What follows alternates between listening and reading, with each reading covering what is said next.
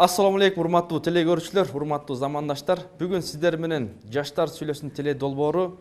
Сиздер билген жалпы кыргыз элибиз ак алтын менен ааламга аты чыккан жана ошондой эле ушул Ордолу Ош шаарынын жалпы жаштары менен Жусуп Баласагын атындагы Кыргыз улуттук университетинин Оштогу филиалы менен Жаштар сүйлөсүн теле долбоору сиздер менен ысык саламдашат. Саламатсыздарбы?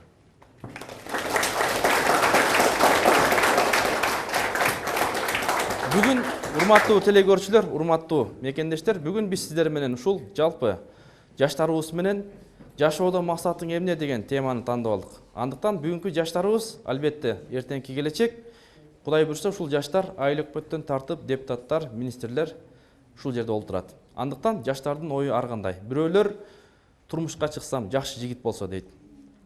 Тескеринче жакшы келинчек алсам, жакшы бизнесмен болсом, кыскасы жаштарыбыздын толгон токой алдыга койгон максаттар бар. Анда жаштар сүйлөсүн.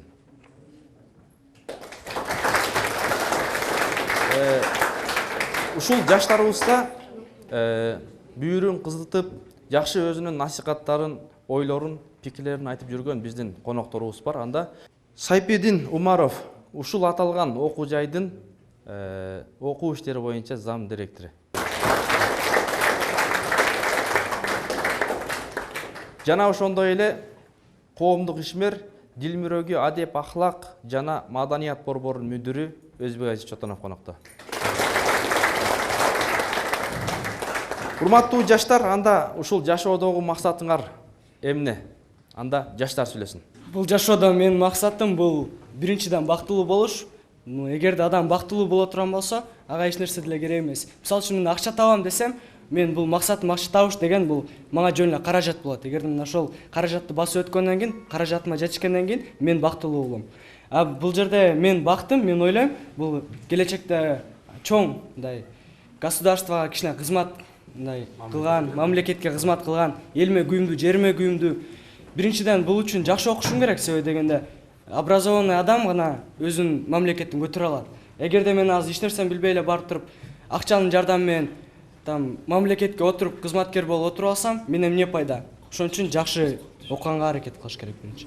Азыркы жаштардын максаты мындай байысам, ошондой эле болуп атат. Анын эч кимдин максаты ыймандуу болуп, бирөөгө жардам берип, кембагалдарга жардам берип ушундай деген максат болбой атат. Азыркы мезгилде только өзүм байып, анан кийинки эмеге айтат го, сен көр, анан кийин мен көрөйүн дегенде ушундай кылып атат азыркыларчы көбүнчө. Азыр биздин конокторубуз айтып өтпөдү, азыр кээ бир кыздардын ушул максаты ушул турмушка чыксам дейт. Анан сиздин максатыңыз кандай ушул маселеде? Эми анын дагы бир орду бар. Мисалы турмушка чыксаң дагы бир орду менен анда мезгили келет. Ага чейин эң биринчи жакшы окусаң, анан кийин анын турмуштагы уланып берет. Сиздики качан келиши мүмкүн мезгили? Эми аны бешинеге жазган да. Аны айта албайбыз, эч ким айта албайт аны. Кайсыңызы биринчирээк, кайсыңызы сага абзелирээк, кайсыңызы сенин максатыңа жакынбыраак? Үй бүлө. Азыр мына айтышып атат да, азыр ойноп күлүп алыш керек депчи. Ошо ойноп күлгөндөн азыркы кыздар сойку болуп чыгып атпайбы, туурабы? Ошон үчүн ойнош керек, бирок өзүнүн убакты чеги менен ойнош керек да, туурабы? Ойноп эң жакшы адам эч качан ойноп кетем, мындай болом, мен жашоом только ойноо менен деп ойлобойт да. Ойноо болуш керек, жаштыгыңда ойноп күл дейт, бирок анын да чеги болот. Анан кийин мен өзүм максатымды айтып кетейин дедим эле. Бул жерде көп айтышып атат, билим алуу деле болот, мамлекетиме кызмат кылуу деп атат, кызмат кылуу деле болот. Бирок мен эң жакшы бир максатым бар, бул жакшы жерге турмушка чыгуу, анан жакшы бир эне болуу, анан кийин ошол эне болуп бала чакалы болгондон кийин ошо бала чакамды жакшы бир тарбиялоо, анан кийин 10 бала туугандан көрө бир эки баланы жакшы кылуу, бул эл жерге бул бир салым кошкон болот да. 10 бала төрөгөндөр жакшы болбой калабы?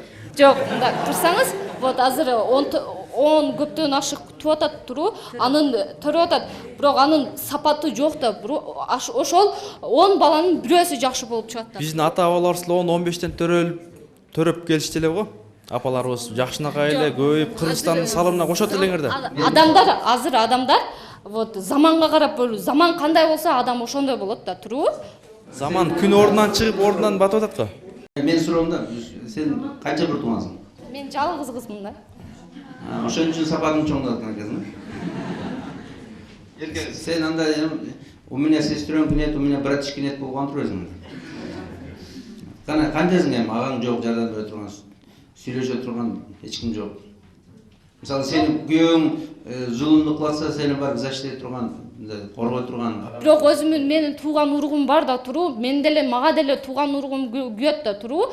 Мен мисалы мен өзүм тууган мындай кандай десем, өзүм бир жалгыз кыз болсом, менин апамдын эжелери, ата мындай үкөлөрү болот. Ошолор мага кандайдыр жардам берет да туруу. Күйөөң айтышың да, күйөө сен ишиң болбосун. Агалар болсо, агалар бир тууганда. Жок, мисалы мен эжемдин, вот апамдын сиңдилеринин, например, вот балдары болот. Ошолор деле мен жардам сурасам, жардам беришет да, бербей койбойт да туруу. Мариям, мындай маселе болуп калат да, баягы кыргызда айтып коет. Кыз чийден тышкары дейт. Анан эми буюрса сен турмушка кетсең, анан бала болсо дагы жакшыраак болмок да. Ошон үчүн мен көп балалуу болгула деген сунушту айтат элем да. Кошуласыңарбы? Же Мариям кошуласыңарбы? Ана Кыргызстаныбыздагы барган сайын азайып атат. Ким кошулбайт? Жок, мейли бар жогуна деле бала берсин, болуптур, бар жогуна эле Кыргызстандын эли как-то көбөйсүн да, вот. Бирок эми Ким көбөйтөт? Кытайлар көбөйтөбү? Жок, келечектеги мындай жаштар көбөйтөт, мындай энелер, аталар көбөйтөбүз да турбу. Сен айтып атпайсың бирөө эле деп.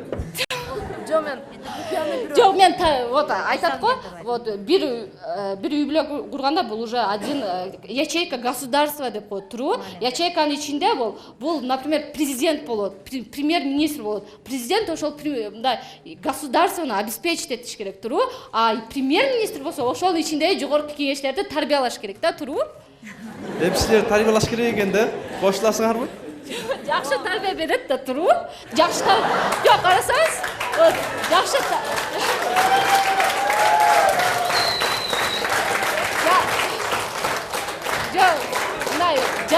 жакшы тарбия берсе, ошол адам мындай уруп эме кылбай жакшы тарбия берсе, ошол адам келечекте эли жерге кандайдыр кызмат кылат да турбу. Туура. Бул кыз айтып атат, 10 балалуу болгондон кийин ошонун бирөөсү жашына чыгат деп. Ата-эне 10 баланы тарбиялагандан кийин бардыгын бир эле балага тарбия бербейт да, 10 балага бирдей берет. Ал эми ал баладан ошол эмеден, ошол 10 баланын бала бирөөсү жакшы болот деп атасың сен. Ал эми ошо ата-эне бир эле балага тарбия берип тура албайт, бардыгына берет. Просто эми болот, ошол өзү баладан зависит этет да, ошол кабыл алуусуна зависит этет ошолчу. Вот айтып атасың да туруу, ар бир ата-эне вот бар жок баласына бирдей тарбия берет. Бирок кандай айтат, Ленин деле айтат туруу, мен кандай аял мени тууду экен деп, төрөдү экен деп айтат туруу. Вот, например, сени деле вот канча бир туугансың? 3 бир тууган. Вот ошол мындай 3 бир тууган экенсиң туруу, ата-энең бар жогуна бирдей тарбия берет туруу. Ошо тарбия бергенден ошо тарбияны деле түшүнүш керек. Бала жебес, мисалы үчөөбүз болсо, үчөөбүз 3 башкабыз. Биз мисалы мен башкача болсом, сиңден башкача. Андан кийин акылдуураак болот, бирөөсү начарраак болот. Ошондой, бирок сен айтасың, бирөөсүнө жакшы чыгат деп атасың, ал коомдон зависит этет, ал чындап эле. Кошуласың Мариям? Эме деп атат бул кызча, заман деп атат, заман бузулду деп атат. Заман бузулбай эле адамдар бузулат. Сен айтып атпайсыңбы жана? Заман бузулса, заман бузулабы? Манас биздин эң чоң эме манасыбыз бар. Турбу? Токто, сен токто, мен өзүм жыйынтыктап коеюн, анан сен өзүң каалаганча сүйлөшө бересиң. Турбу? Кайра бул кыз менен умшаттын. Биринчи сен жалгыз кыз болгонуң үчүн, сен өзүң жеке сен өзүң болуп калсың сенчи. Айгерим. Азыр Айгеримдин сөзүн угалы? Мариям, азыр Айгеримдин сөзүн угалы? Андан кийин, сен жыйынтыктайсың. Жана өзү айткан, заман бузулган үчүн адамдар бузултат деди. Бирок адам ошондо өзү айтты. Андан кийин өзү айтты. Андан кийин кайра заман адамдар бузулуп, адам бузулган үчүн заман бузултат десем, кайра жок, ошол адам бузулт деп атат. Сен өзүң эме кылтасың. Өзүң өзүң против болуп чыгып атасың, кайраданчы каршы чыгып атасың. Келечекте жакшы билим алуу, ата-энеңдин ак эмгегин акташ керек. Бака ата энеңдин ага эмгегин актаганга болбойт. Мындай мүмкүн эмес дегенге болот. Бирок мен ата энемдин ага эмгегин актай албайм деп мынтип кәлжип жүрө берген болбойт да. Ошо мындай ата энеңдин ага эмгегин акташ керек. Бул менин биринчи максатым. Ата энем айткандай эле сразу башыма алып качып кетпейм. Ошол кызды алып барып үйгө алып келип, ол кыз менен сүйлөшүп көрөм. Кокус эгерде ата энеме жакса дагы, мага жакса дагы ошол кызга үйлөнгөнгө аракет кылам. Жакшы. Азыр биздин Нуртас айтты, ушул тактап айтканда ата энеси Жарымбек кызы Бозогүлдү алып кел десе, бул алып келип берем дейт. Кошуласыңарбы? Мен бул жигиттин сөзүгө кошулам. Эгерде мага ата энем айтканда, мен сенден ыраазы болом, ушул кызга үйлөн деп, мен үйлөнгөн болот элем. Ата энемди ыраазы кылыш үчүн. Баш үчүн, Ата энемди ыраазы кылыш үчүн мен үйлөнүп атам ошого. Мен эки жигиттин тең сөзүнө каршы чыгам. Себеби дегенде, мен ойлойм, мисалы үчүн, эгерде мен ал кызды, мисалы үчүн, алып кел десе, мага азыр барып ошол кыздай үйлөнөсүң, ошол кызды алып келчи, бизге тамак бышырып берсин десе, мен жок дейм ата энеме. Биринчи аракет кылып көрөм, али сүйлөшүп көрөм, биринчи карап көрөм, по внешности карап көрөм, по неме сүйүш керек да тура. Сүйүш керек. Мен айтам ата энемечи, ата эне дейм, ата, апа, ал кыз, ал келин менен сиз жашайсызбы же мен жашаймбы дейм. Чын да? Мисалы үчүн мен апама мага жакпаса, мен экөөбүз бирге бир кроватьта жатсак, ал нарак тарап, мен бияк тарап чытам. Мен андан көрө өзүм келиними, мисалы үчүн, неме, аялымы кийин жатканда кучактап жаттым, жакшы көрүп жатканымды каалайм да. Зачем вот мындай ата эне менен неме кылгандай керек? Чын да? Же кошулгандар барбы? Кошуласыңбы ушул жигитке? Кошулам. Неге? Эмнеге дегенде, мисалы үчүн ата энеси деле билбестен жаман кыз айтып коюшу мүмкүн да. Ал жаман кыз болсо, эгер кийин баары бир ал кыздын немеси чыгат да. Андан көрө ал бала башка кызды жакшы көрсө, эгерде ал кызды деле атасына, апасына көрсөтүп, мен ушул кызды жакшы көрөм деп айтса, атасы деле, ата энеси деле макул болот деп ойлойм. Анын косяги чыкпайбы анда? Жок, бала сынап эметет да. Бала эмне борщ бышыртып көрөбү, эмне плов бастырды, шашлык бышыртып көрөбү эмне? Жок, андай жактан эмес эми. Мисалы атасы өзүнүн эле айылынан же мына жанагы тайлар жагынан келип бир кызды көрүп жүрү да, аябай жакшынакай, үй бүлө өзү тартиптүү, оокатты жакшы бышырган тың кыз да. Ата энеси ойлойт, ушул келин болсо биздин үйдүн баарын тартипке келтирет, бизди кызмат кылат деп ойлойт да, ошондой кыз да. Бул сүйгөн кыз болсо городская жанагындай элти менен оңдо турган. Ошондой болсо эмне болот? Анда бала өзү сынап, эки жак таразыга салып көрүш керек. Ошондой билинет. Сен ата энең тий деген жигитке турмушка чыгасыңбы? Сынап көрөм мен деле. Кантип санайсың? Деп карап. Жок, андай жактан эмес. Учашып, сүйлөшүп көрөсүн. Эгерде жылдызы бири-бириге туура келе турган болсо, эгер турмушка чыгам. Жаштар сүйлөсүн. Азыркы эркиндин сөзүнө каршы чыгам. Себеби ар бир ата эне өзүнүн баласына жамандык каалабайт, жакшылык эле каалайт. Жакшы Эркиндикти каалап атат да? каалап атат, билип атабыз, бирок ата эненин эмгегин актайын десе, айткан кызы жакшы чыгат да. Жакшы чыккан кызды көрсөтүп берет. Ата энелер дагы адашып калышы мүмкүн да. Адашат, если ошентип айткан болсо, аны жолугуп көрүш керек.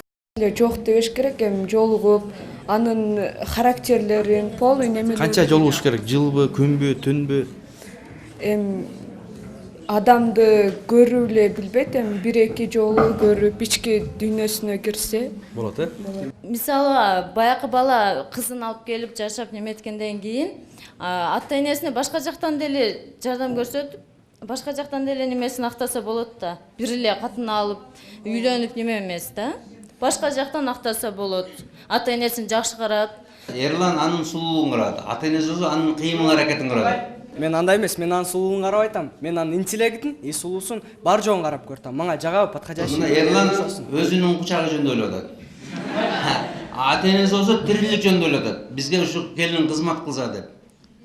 Ушу бизге жакшы келин деп. Бул жерде азыр эки кыймыл аракетин, анын характерин, анын үй бүлөсүн карап ата эне. сен болсо анын фигурасын дагы башкасын көрөсүң. Мен наркы үй бүлөсүн деле карайм агай, эмнеге? Только характерин деле карайсың, бар жоон карайсың агай. Мисалы үчүн мына кыз мага протест кылып атат, айтып атат, каршы чыгам депчи. Мисалы үчүн мен ушуга суроо бергим келет. Атың ким сен? Ким? Зарипа, мына сага суроо да. Мисалы үчүн сен ата-энең эч качан балага жамандык каалабайт дейсиң. Бул туура. Ата-эне эч качан баласына жамандык каалабайт. Бирок сен бир жигит менен сүйлөшөсүң. Бир сен ата-энең келип, мына мен болуп койдук уже, сүйлөшүп койдук, ушуга тиесиң дейсиң. Сен аркы жигитти сүйөсүң, анан эмне барып туруп, сүйгөнүңө мен башка тиюттан бар жол дейсиңби? Антип бар жогол деп сразу эле жообун бербейм, барып жолугуп көрөм, түшүндүрүп айтам. Если ал бала жакпаса жок дейм, анан если жакса ооба деп тие берем. Антип мен сүйгөн балага тийиш шарт эмес мага. Мен ойлоймун, эгерде ата-энем айткан кызга үйлөнсөм, ал кыз жаман чыкса, мен турмуш деп ойлогон болот элем. Пешене ушул деп ойлогон болот элем. Турмуш деп коет элең да. Турмуш деп коюп жашайт. Мисалы, бизде бир айылыбызда ошондой окуяны бардыгы эшиткен. 7-класстан менин акам менен бир кыз сүйлөшүп алышкан. Кийин бир балалуу болгондон кийин бири-бириге жакпай ажырашып кетишкен. Бул 7-класстан сүйүшүп атат. Бул сүйүү билбейм. Сүйүү бул болбойбу? Мындай эле нерсе деп ойлойм мен. Ата-эне эч качан балага жамандык каалабайт. Менимче ошо азыркы жаштар парашютту турмуш курушат да, ал жакшылыкка алып келбейт да. Азыркы балдар мансапкор, эгоист болот. Алардын балдары да ошондой болот. Себеби алар тарбия берет да. Арканды узун ташташ керек, алар кыска таштайт. Утурумдук нерсе менен жашайт. Ошо биздин мамлекет ушундай абалда. Негедир мындай өзүңөр да карап туруп бул жакта айлана чөйрөнү бул жагыңар сыздабай канча дагы нерселер болуп кетип атат. Мисалы маршруткада эле. Ошондуктан кичине мындай максат, биринчи максат бул мекен үчүн, эл жер үчүн кызмат кылуу. Аны үчүн бир татыктуу бир нерсе болуш керек да. Бул жагың да таза болуш керек. Бул жакта акыл эске бай болуш керек. Биз Америкада эмнебиз кем? Биз деле Кыргызстан Америкадай боло алабыз. Аны үчүн жаштар биргеликте аракет кылыш керек. Мен ойлойм, чтобы азыр дегеле биз Кыргызстанды жанагы мага бир катуу тийген суроо болду. Кыргызстанды сулуулук сактап кала албадыгы деген суроо болду да. Бирок менимче Кыргызстан пока что жок болуп кете элек го. Биз барбыз го жаштар, туурабы? Бизде жаштар мындай жаштар сулуулук, мисалы канчалаган окуялар 7-апрель июнь окуясы болду. Эгерде бизде сулуулук, ички дүйнө, жаштардын ички дүйнөсүн сактап калбаганда, биз ушул жерде, ушул аудиториянын ичинде азыр отурмак эмеспиз. Кандайдыр деңгээлде бирок билем, азыркы жаштарда дегеле бир 70%-ында ички сулуулук жок. Максат жок. Ички сулуулук максат жок. Азыркы жаш кыздарыбызда мындай кийин балалуу болсом экен, кийин мондай кылсам экен деген максаттан дегеле алыс. Андай максат кылган кыз биринчиден ички органын өзүнүн жылуу, өзүнүн мындай кийин мен ушунча бала төрөйт элем, мен ушундайраак жүрөйүн деген аракет менен кичине мындайраак жүрөт. Азыркы кыздар наоборот. Мындай көчөгө өзү үчүн чыкпайт. Биз Америка, жанагы Европаны сүйлөйбүз. Мындай дегеле бирөөгө совет бериш боюнча биз кыргыздардын жаштары дегеле мындай артта калбайбыз. Бир кадам алдыдабыз. Совет бериш боюнча. Бирок өзүбүз ошол советти беребиз, бирок аракет кылбайбыз. Биз Европаны, Американы сүйлөйбүз. Эмнеге? Биз ошолордун жаман гана жагын алабыз. Жаман гана. Эч ким жакшы жагын, мен Американын мондай жакшы жагын алдым деген мен адамды угу элекмин. Мындайча карап келгенде биз азыр өзүбүздүн улуттук нерсебизди унутуп атабыз. Кыргыздарда жок болгон, азыркы мындай ичин ачып алган. Туурабы? Кыргыздарда кыз балага чачын көрсөтүүгө мүмкүн эмес болгон. Бул динден да калыс. Кыргыздын салттык немеси динден дагы мурун келген. Биздин мындай салт санабыз динден дагы мурун келген. Бирок мен динди жамандагым келбейт. Ошол эле биздин азыркы тутулган динибизде бардык жакшы нерселер камтылган.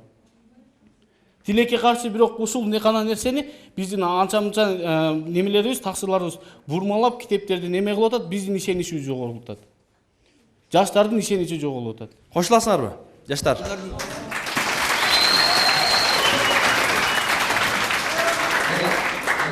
Кыздардын максаты жок болот дедим да. Балдардын максаты барбы? Мен дегеле жаштардын дедим. Мындайча карап келгенде балдардын максаты билбейм. Менин лично максатым бар. Кандай ошо максатыңызды айтып өтсөңүз кыскартып? Менин максатым жакшы бир кызды табуу. Таптыңызбы? Мен таба элекмин. Издеп атасыз. Мамам таап берер же өзүм табармын. Апаңыз? Жана апам сөйт мен жашайм да. Анан жакшы бир үй бүлө куруу, ата-энеми бактылуу кылуу. Мен ата-энем азбы көппү, ушул убакка чейин мени мындай бирөөдөн кем кылган жок. Мени ушул убакка жеткирди.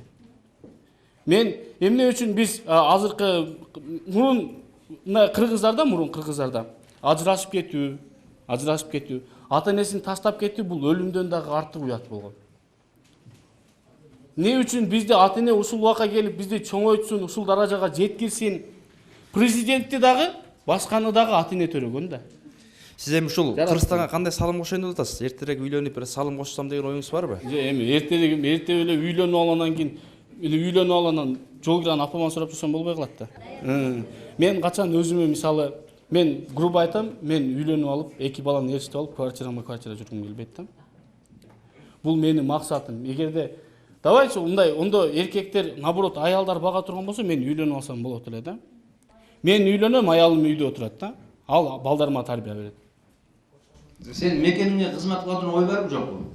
Мекениме кантип кызмат кылбай турган оюм бар. Кызматым бар. Мекен мисалы ар бир эле жакшы иш, мекенге кандайдыр бир жакшы бир жагын кызматын тийгизет. Биз азыр эшикке чыгып, жолдо жаткан баклажканы алып койсок дагы бул мекенге кандайдыр бир деңгээлдеги кызмат. Азыр Кыргызстан азайып барат. Бирден, экиден адамдардын планында да ошондо мен көп бала төрөп алсам, анан кийин карьерам жүрбөй калат. Анан жакшы кооз үй сала албай калам, көп акча таба албаган дейт да. Анан ошо орустардыкындай болуп, бирден, экиден бала же ошо эле балалуу болбой эле коёюн да. Убактылуу кыздар менен мындай жыргап жүрө берейин. Анан 40ка чыккандан үйлөнөм деп. Сен мисалы азыр тоолтура кыздар бар да, анан көптөгөн жигиттер ошо убактылуу кыздар менен жүрөт да. Мындай кыргыздын санын көбөйтөлү деген максат жокпу?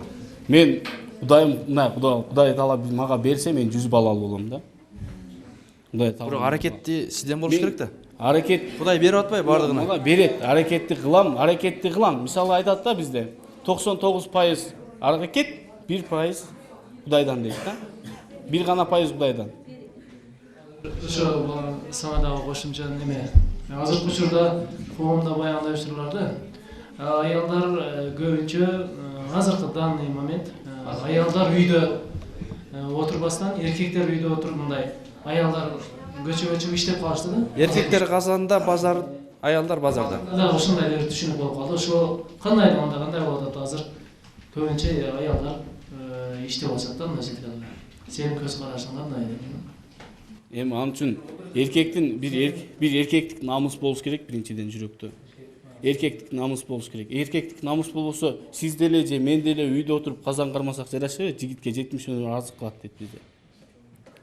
Эркектик гана намыс болуш керек. Бизде түшүнүк болуш керек. Финансовыйды бүтүрдү да. Аны айта, мен $500 айлык бар, сен үйдө отурчу. Мен да багып койдум. Эркектерге жумуш жок деп. Кечирип гана койсун ошол кыз мени. Жетелеп апасынын үйүнө апарып эле коем. Сиз окуттуңуз, мына сизди баксын.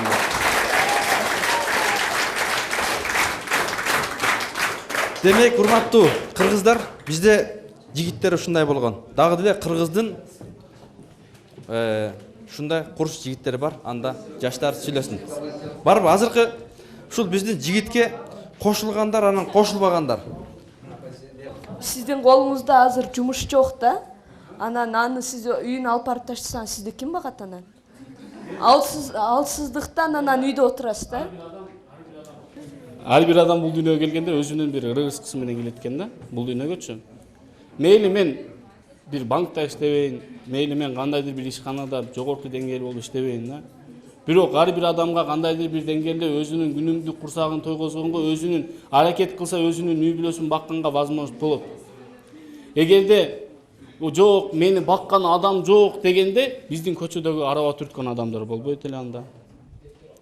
Мына биздин жүк неме жака жана поезд келген жактарга өтсөңөр, жигиттер жүрөт ушундай сонун Жанагы мен иштейм, жанагылардын 3-төн 4төн диплому бар, бирок иш жок. Ошолор жүрөт коробканы бул вагондон бул вагонго өткөрүп, бирок үй бүлөсүн багып атат. Мен эмне үчүн менин аялым үйдө отуруш керек? Мен 1 сом табамбы, 3 сом табамбы, менин үйүмө тегиз бөлүш керек. Мен ошон үчүн аялды үйлөнөм. Мен ошон үчүн үйүмдүн немесе мындайча үйүмдүн ээси аялым кылам ошон үчүн. Рахмат. Не, диплому барбы, диплому жокпу? Бул ар бир кыздын ар бир өзүнүн немесинде болуш керек. Эгерде мен каршы эмесмин, эгерде күйөөсү өзүнүн аялын, өзүнүн үй бүлөсүн бага албаса, мейли иштесин аялы. Мейли ошондой иштесин. Эгерде күйөөсү анан кийин багып турса, бардык нерсесин жеткирип турса, анда аял иштейм десе, онда ал ашыкча да. Мен билем, мен 100 эмес, мен 500% гарантия берем, менин аялым кийин иштебейт. Менин аялым үйдү гана карайт, менин аялым. Мен балдарыма мындайча мен айтам, үйдөгүлөрдү мындай азилдешип келем да, менин балдарым памперс кийбейт депчи. Эмне үчүн да? Бул жерде эмне үчүн? Памперс кийбейт деген силер күлбөгүлө да. Памперс кийген үчүн бала бейпам болуп калат да. Бейпам болуп калат. Мындайча бирдекеге мындай түртмөй сайын жетпейт да жанагы бала. Азыркы балдарга памперс кийип чубой аткан балдар деле азыркы чоңдорго караганда акыл алардан күч. Сен дагы ошол убакта ошондой немеде болгонсуң да. Ар бир жаш бала 5-6 жашыңа чейин мындай бизге көзүбүзгө көрүнөт. Бул акылдуу, бул мындай, бул тигиндей депчи. Бирок убакыт өткөн сайын кандайдыр бир өзүнүн бир жетишпегендик жактарын билдирет да. Биз эч качан эки тарафты тута албайбыз да. Биз эч качан эки тарафты. Кыздарда. Мен сизге бир суроо берип коеюн. Сиз ушунча иштебей аракет кылып, мындай иштейин десеңиз дагы иштеп албай аракет кылып атсаңыз, мындай үйүңүздү, үй бүлөңүздү, балдарыңызды бага албай кыйналып атсаңыз, ушуну аялыңыз иштейм десеңиз. Эмне үчүн мага иш чыкпай, аялыма иш чыгып калышы мүмкүн. Эгерде да, мындай да, уксаңар, жигитке 70 өнөр азды кылат деп бекеринен айткан эмес да. Аялым иштей турган жерге мен дагы иштей алышым мүмкүн го. Ойлойсуңар уштобу, эркектер, менин үйүмдө кыз жок да. Биз 4 тууганбыз, 4 тең уул. Эгерде апаман 2 же 3 болгондо, үйдүн ишин кылбайт болчумун да. Апаман 2 же. Тилекке каршы менин апам бирөө. Бирок биз өзүбүздүн үйүбүздүн ишибизди биз үйдө мындайча грубо айтканда, үйдө кыз эшикте эркекпиз да. Эркек аял киши кылган нерсени эркек 2 жолу кыла алат. Эгерде ошол адамда намыс, аракет болсо. Рахмат. Сиз башында айтып өттүңүз, кыздарга симпикер. Кыздар ушундай киндигин ачып алды, 20-та 10-та бала төрөбөйт, бир бала деп. Ал азыр кыздар деле башында айтып өтүштү го. Кудай каалаганча берсе, канча төрөйм деп. Кыздардын өздөрүнө зависит этет, бар жок кыздар эле андай эмес да. Чоңгу сен кечирип коесуң го, бирок сен мен сүйүнүп калдым, чтобы сен жакшы жагында окшойсуң, по-моему. Анан мындай тизмеге мындай киргизебиз, эжек ачам деди тизме. Мен айттым, мен эсте туттум, жанагы эгерде Кудай берет экен деп эле үйдө жата берсек, Кудай берет турбайбы мага монтип эле десе, онда бардыгыбыз эмне керек? Онда давайте сабакка келбей эле үйдө жатайлы, эртең бүрсүгүндө үйлөнөбүз, анан нар жагы бир бала болот, Кудай бере берет да асмандан. Азыр сизге симпикер кыздарга айтып кеттиңиз го. Ошолорго 20-30 бала төрөсө болбойт деп, кыздар бир бала гана төрөйм, андай мындай деп кинде ачык деп айтып өттүңүз. Ошого мен каршымын. Кыздар деле бар жок эле андай эмес, өздөрүнүн турмушка чыга турган максаты болот, үй бүлө кура турган максаты болот. Балдарым чоңойтом, балдарым тарбия алам, жакшы кылып өстүрөм, элге кызмат кыла турган, ата энесин сыйлай турган деп өстүрө турган кыздар бар да. Демек бул жигитибизге эгерде памперси жок багам десеңер, анда айтсаңар болот. Жашоодогу максатыңар жөнүндө эми мындай убактыбыз өтө аз калды. Жыйынтыктап ушул кыска нуска токотор жерин айтсаңар, баягы бири-бириңерди кайталабай, ушул Кыргызстанга мындай салым кошо алам, балким бирөөлөр бала чакалуу болуп кошом дейт, бирөөлөр бизнес менен жана башка. Анда жаштар сүйлөсүн. Мен бул ушул учурда Кыргызстанга өзүм оюмча, мен ушул өзүм мамлекетиме бир кичинекей болсо да салым коштум деп айтканга айта алам да. Себеби дегенде мисал келтирсем, мен мектепте окуп жүргөндө волонтерствого барып жүргөн болчумун. Волонтер болуп иштеп, бир мектептен бир мектепке барып, ар бир адамдын өзүнүн правасы боюнча, право на имя, право на гражданство, андай мындай деген ар бир правасы жөнүндө подробно айтып берип аткан, түшүнгөнгө, бергенге аракет кылгам. Бул деле мындай кээ бир адамдар билет майли, кээ бир адамдар бул өзүнүн укугун билбейт. Ошондуктан мен кылган ишим ойлойм кичине салым да келтирген деп. Бирде мындай да, бирде отургандар азыр юристтер, экономисттер, финансисттер экендер. Баары акча жасайын дегендер экен. Анан мен ойладым, чыныгы максатыңарды айтпайсыңарбы? Чыныгы максатыңар эмне? 2 кабат үй салыш, крутой машина алышпы, эмне? Бардыгыбыз эле мындай благородный болуу эле мен мамлекетиме кызмат кылам деген бул сөз ар бир адамда оюнда болот. Бирок мындай чындыкка келе турган болсок, бул азыр 21-кылымда жашайбыз. Жашоо ушундай экен, что акчаң жок, сен эч ким эмессиң дегенде болуп калды да, ушундай түшүнүк бар. Бул чын. Мен чынын максатымды айтсам, мен биринчиден бул өзүм бутума туруш, любой адамда ушундай. Ким азыр мен ушундай болом, андай мындай бул биринчи максаты все равно өзүнүн бутуна туруш. Эгерде мен качан өзүмүн бутума турам, если даже анча тура албасам деле, бирок бул убак келет, мен буга ушундай как твердо ишенем да. Кто из вас собирается в армию пойти? Просто руки поднимите. Вот, у всех узнать. В армию кто собирается пойти?